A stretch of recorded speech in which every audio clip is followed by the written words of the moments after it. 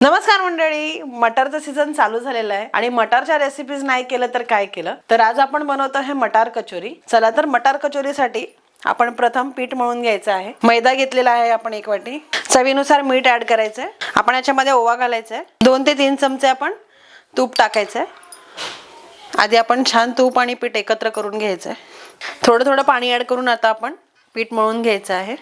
घट्ट पीठ मळून घ्यायचं आहे। आता आपण हे झाकून ठेवूया। कचोरीच्या मसाल्यासाठी आपण जिरं आणि धणे छान खरपूस भाजून घ्यायचे। आता आपण हे मिक्सरच्या भांड्यात काढून घ्यायचंय। मिक्सरच्या भांड्यामध्ये थोडीशी कोथिंबीर ऍड करायची, 3 मिरच्या ऍड करायच्या। वाटाणे आपण उकडून घेतलेले आहेत। आता आपण हे मिक्सर मध्ये जाडसर बारीक करून घ्यायचे। एका पॅन मध्ये आपण 1 पळी तेल टाकायचे। तेल तापलेलं आहे, ह्याच्यामध्ये आपण बारीक केलेला मसाला ऍड करायचा आहे। 1 ते 1.5 चमचे आपण ऍड करणार आहोत।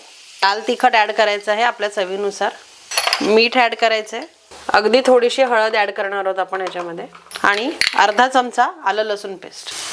मसाला आता आपण छान एकजीव करून घेऊया। यात आपण बारीक केलेले वाटाणे ऍड करणार आहोत। मसाला आपला रेडी आहे। चला तर आपण आता कचोरी बनवून घेऊया। गोल लाटून घ्यायचे। आता आपण याच्यामध्ये स्टफिंग भरणार आहोत। आता आपण याचं तोंड बंद करून घ्यायचे।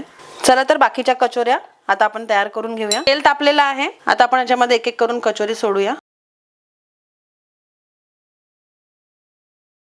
जर तुम्हाला ही व्हिडिओ आवडली असेल तर प्लीज चॅनलला लाईक, शेअर आणि सबस्क्राईब करा।